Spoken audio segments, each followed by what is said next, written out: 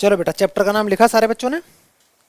अब इसमें क्या है सीन, देखो बेटा, डेटा को रिप्रेजेंट करने के लिए, डेटा को रिप्रेजेंट करने के लिए, डेटा तो कुछ भी हो सकता है ना। डेटा को रिप्रेजेंट करने के लिए हम लोगों को दो तीन चीजें जाननी है। डेटा जानते हो क्या होता है? किसी भी चीज को अगर कलेक्ट कर लिया जाता है, जैसे मान लो हम लोग देखते हैं ना क्रिकेट मैच, आजकल तुम लोग देखते होगे चल रहा है, तो उसमें सारा सारा आ जाता है। मान लो विराट कोहली का ही आ जाता है, कब इसने कौन सी सेंचुरी चल रही है, कब कब कौन से मैच में कितने रन बनाए थे, ये सारा डेटा वो कलेक्ट करते रहते हैं, उनको एनालिसिस करते हैं। डेटा तुम देखोगे कभी कभी मैच में, तुमने ऐसे देखा बेटा कि ऐसे करके इधर लिखे होते हैं, फिर ओवर, पहले ओवर में इतने रन, दूसरे में इतने, ऐसे ऐसे ऐसे ऐसे चल रहा होता है ना। तो वो सारा का सारा ग्राफ से दिखाते हैं कि शुरू के 10 ओवर में थोड़ा बहुत रन बने, फिर कम बने, फिर ज्यादा बने, है ना, ऐसा होता है सीन।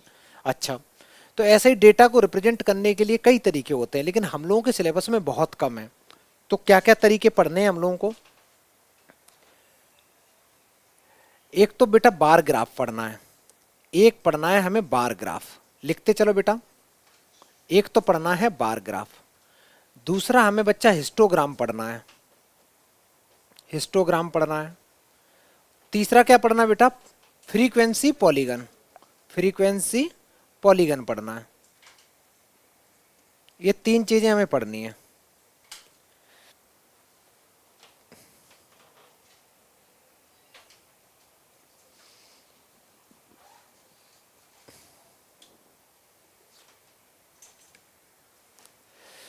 तो डेटा को क्या क्या हम लोग, एक तो बार ग्राफ पढ़ेंगे, हिस्टोग्राम पढ़ेंगे, फ्रीक्वेंसी पॉलीगन पढ़ेंगे, ठीक है बेटा।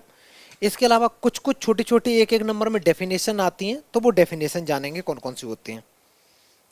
चलो बेटा मैं लिखाता हूँ। पहले बेटा ये डेफिनेशन कॉपी कर लो। देखो रेंज क्या होता है, तो रेंज में क्या, अगर तुम्हें पूछे रेंज ऑफ डेटा बताओ, तो difference between highest and lowest जो डेटा होगा, उन दोनों का जो डिफरेंस आएगा उसको बेटा रेंज ऑफ डेटा बोलेंगे, ठीक है। अच्छा, फ्रीक्वेंसी क्या होती है? कोई चीज कितनी बार अकर हो रही है, कितनी बार, जितनी जो ज्यादा बार आएगी वो उसकी क्या हो जाएगी, वो उसकी फ्रीक्वेंसी हो जाएगी। जैसे एक एग्जांपल दिया जाए बेटा, तुम लोगों के ही, अगर मेरे को सारे बच्चों के कुछ लिखने हैं, नाम लिखने हैं या जो भी है, और फिर मैं पूछूँ कि अच्छा बताओ 0 से लेके 10 के बीच में कितने नंबर ऑफ स्टूडेंट हैं, 5 बच्चों के मार्क्स आए हैं, तो मैं डायरेक्ट 0 से 5 के बीच में 5 लिख दूंगा, तो वो 5 फ्रीक्वेंसी हो गई। तुम्हारी लॉजिक समझ में आया? तो फ्रीक्वेंसी होती कोई चीज़ कितनी बार आई है। किसी एंट्री में कोई चीज़ 10 बार आई तो उसकी फ्रीक्वेंसी 10 हो जाएगी, ठीक है। तो ये दो डेफिनेशन लिखो जल्दी से, फिर आगे लिखते हैं। लिख ली? जल्दी करो बेटा, तुम लोग भी जल्दी लिखो। ये बहुत ही आसान चैप्टर है, इसमें कुछ है नहीं, बहुत ही आसान है, स्कोरिंग है।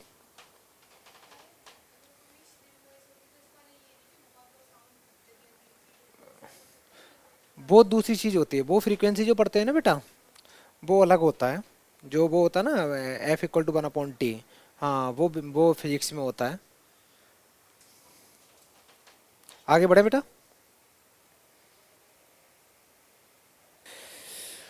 देखो बेटा बहुत आसान डेफिनेशन है। बार ग्राफ की इंफॉर्मेशन पढ़ना बेटा, क्या दे रखा है, कहता है डिस्प्ले ऑफ इंफॉर्मेशन यूजिंग बार, बार बने होंगे ऐसे, ऑफ यूनिफॉर्म विड्थ, हर एक की जो विड्थ है वो बराबर बराबर होगी, एंड हैविंग इक्वल स्पेस, उनके बीच में स्पेस भी जो होगा बराबर बराबर होगा। तो ये तो हो गया बेटा बार ग्राफ, नाम से ही पता चल रहा, विड्थ बराबर होगी, स्पेस उनके बीच में कैसा रहेगा बेटा, इक्वल रहेगा। हिस्टोग्राम में क्या रहता है, हिस्टोग्राम के बीच में गैप नहीं होता बेटा, हिस्टोग्राम के बीच में गैप नहीं होता है, ठीक है। ये दोनों में डिफरेंस हो गया। और इसमें जो विड्थ होती है, विड्थ क्या दिखाती है, पढ़ो बेटा। इसमें लिखा है हिस्टोग्राम बायोग्राफ की तरह होता है। क्लास इंटरवल जो होते हैं वो हॉरिजॉन्टल एक्सिस पे दिखाते हैं हम लोग क्लास इंटरवल, जैसे 0 से 10, 10 से 20, 20 to 30 जो भी दे रखा होगा। और जो हाइट होती है, हाइट क्या दिखाएगी बेटा, वो उसकी फ्रीक्वेंसी, क्लास इंटरवल की फ्रीक्वेंसी, ठीक है। ये दो पॉइंट ऐसे कर लो बेटा, इंपॉर्टेंट मार्क कर लो, जल्दी करो। फिर अब हम लोग क्वेश्चन करना स्टार्ट करेंगे यहाँ से। ऐसे ही रिप्रेजेंटेशन फ्रीक्वेंसी भी बेटा दो तरीके की होती है। एक होता है तुम्हारा जो फ्रीक्वेंसी होती है, एक अनग्रुप फ्रीक्वेंसी होती है, एक ग्रुप्ड फ्रीक्वेंसी होती है, दो होती हैं। ग्रुपिंग में क्या बोलते हैं, जैसे 0 से 10, 10 से 20, 20 to 30, तो इसको हम लोग क्या बोलेंगे, ग्रुप फ्रीक्वेंसी बोलेंगे। अनग्रुप फ्रीक्वेंसी में रेंडमली अलग अलग वैल्यू होती हैं, ठीक है। एक ग्रुप होती है, एक अनग्रुप फ्रीक्वेंसी होती है। कोई पूछे कितने टाइप की फ्रीक्वेंसी होती है, तो दो टाइप की फ्रीक्वेंसी होती है। एक क्वेश्चन किया जाए बेटा, है ना? पहले हम लोग एक क्वेश्चन कर लेते हैं, ठीक है? सारे बच्चे अच्छे से ये क्वेश्चन नोट करो बेटा, प्रॉपर ये चार पार्ट हैं और ये डायग्राम भी बना लेना, ठीक है बच्चा लोग? ये हाथ से ही बना लेना, कोई दिक्कत नहीं, अगर स्किल ना हो अच्छे से लिख तो लो बेटा। बार डायग्राम दे रखा है, फिर इसके हम लोगों को आंसर करने और सारे बच्चे आंसर भी करना, आ जाने चाहिए तुम लोगों के आंसर। बहुत आसान क्वेश्चन है, सब कुछ गिवन है। पहला पूछा what is the information given by the bar graph, जो भी इंफॉर्मेशन है। In which month was the sale of books maximum थी, in which month was the sale of books minimum थी, what is the total sale of the books during these 5 months. और months नीचे दे रखे, अप्रैल मई जून जुलाई अगस्त। इधर दे रखा 0 10 20 जो भी दे रखा ना, 0 100 300 से लेके 1000 तक। ये number of copies mathematics books की सेल हुई है बेटा, जो भी है, ठीक है?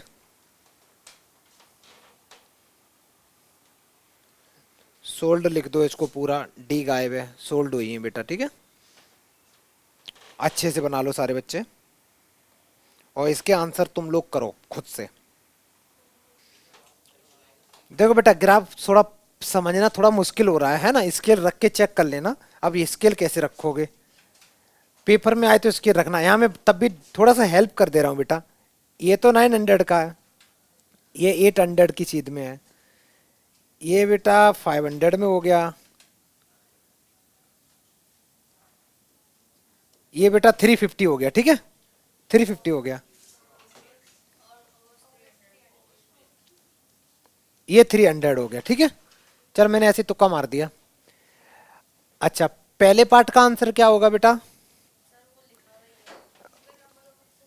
बिल्कुल सही, उसने ये पूछा कि what is the information given by the bar graph, तो तुम बोलोगे नंबर ऑफ बुक्स सोल्ड हुई है, वो इंफॉर्मेशन हो गई है, ठीक है? ये हो गया। क्या बेटा, तुम बड़ा लेट बेटा, अब क्या करोगे? ड्रॉ नहीं करा अभी तक? ड्रॉ कर लो बेटा, ड्रॉ कर लो ना, पता रहेगा क्या करना है। जल्दी जल्दी लिख लो पेन से, है ना? क्योंकि हम लोग इसमें ज़्यादा क्वेश्चन नहीं करेंगे, एक एक दो दो क्वेश्चन करेंगे, समझ में आ जाता है, आसान रहता है। ऐसे ही दूसरे पार्ट का आंसर क्या हो रहेगा बेटा? कौन से मंथ में सबसे ज़्यादा सेल हुई, तो यहाँ देखो कौन सा ग्राफ सबसे ऊपर है, तो दूसरे पार्ट का जो आंसर है अप्रैल लिख दो बच्चा, है ना? एक सेकंड मैम, ये आंसर हो गया इसका। दूसरा पार्ट, कौन से मंथ में सेल मिनिमम हुई, तो अगस्त इसका आंसर कर दो। एक पूछा है what is the total cell, total sale कितनी हुई, तो किस किस को ऐड करना पता बेटा? टोटल सेल के लिए 900 प्लस 800, 350 प्लस 300, यही है ना बेटा? सब ऐड ऐड कर दो, आंसर आ जाएगा। 2850 आ रहा है ना बेटा? तो लिख दो 2850, ये इसका आंसर हो गया। कर लो सारे बच्चे, डायरेक्ट सवाल था, आ जाएगा तो एग्जाम में कर देना। अच्छा बेटा, इस ये तो सबके सारे बच्चों का आंसर आ गया ना? एक छोटा सा नेक्स्ट सवाल करते हैं। अच्छा, ये ग्राफ किस चीज का था बेटा? बार ग्राफ कैसे पता चला बार है? गैप बीच में है, ठीक है? ये सारे के सारे देखो ना इक्वल इंटरवल के होते हैं बेटा, इनकी विड्थ है ना, इनकी विड्थ सबकी अलग एक जैसी है। नेक्स्ट सवाल सारे बच्चे कॉपी करो बढ़िया से यहां तक, फिर आंसर करोगे, ठीक है? अब ये उल्टा है, अब तुम्हें ग्राफ बनाना है, सारे बच्चे लिखो और ग्राफ बनाओ। ये तो वैसे तुमने छोटी क्लास में पढ़ा होगा ना बेटा, ग्राफ किस क्लास में पढ़ा था? ग्राफ नोटबुक, ग्राफ है तुम्हारे पास? ग्राफ नहीं है तो नोटबुक में बना लो, कोई दिक्कत नहीं है, नोटबुक में बना लो। क्वेश्चन लिख लो बेटा, जल्दी करो। देख बेटा, आराम से पढ़ रहा है, ध्यान से देखना। इसमें तुम्हारे पास जो डेटा दे रखा है, मैं चलो यहीं बनाता हूं, ठीक है?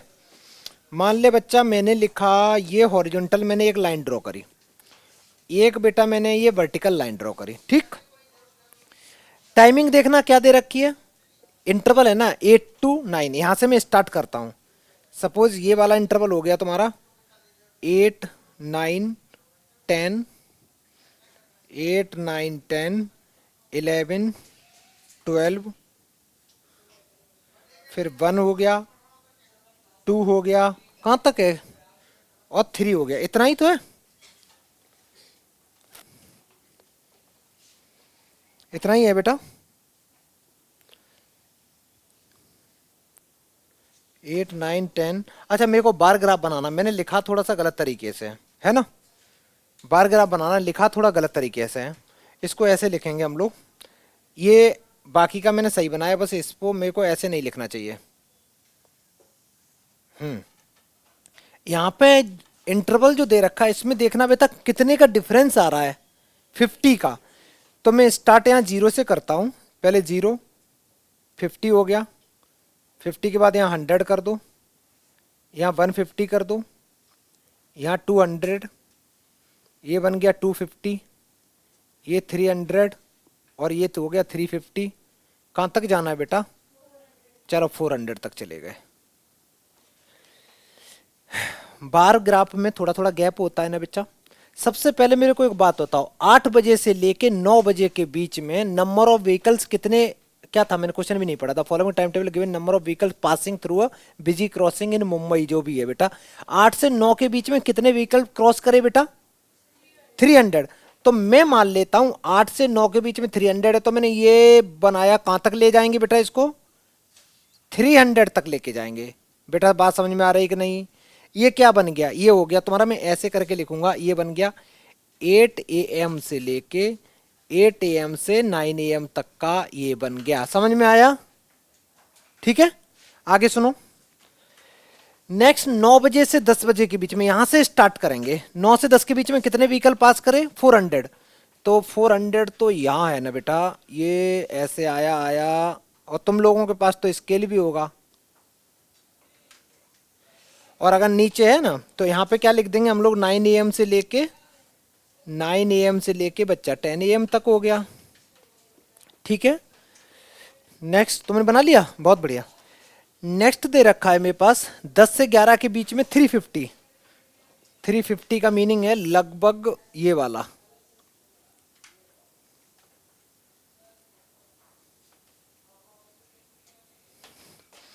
ये हो गया तुम्हारा 350, 10 बजे से लेके 10 AM से लेके 11 AM, ठीक। नेक्स्ट कितना है बेटा, 11 से 12, 250। 250 का मतलब है ये वाला लेके आओ,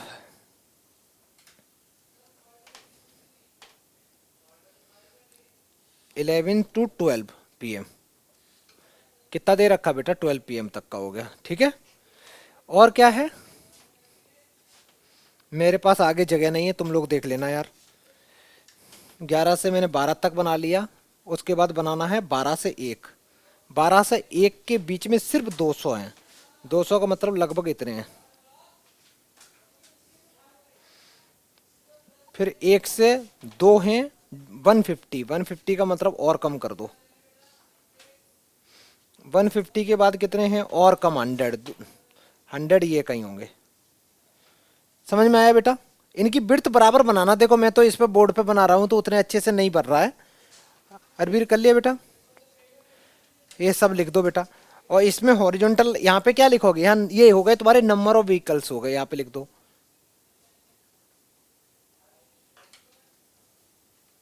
ठीक है।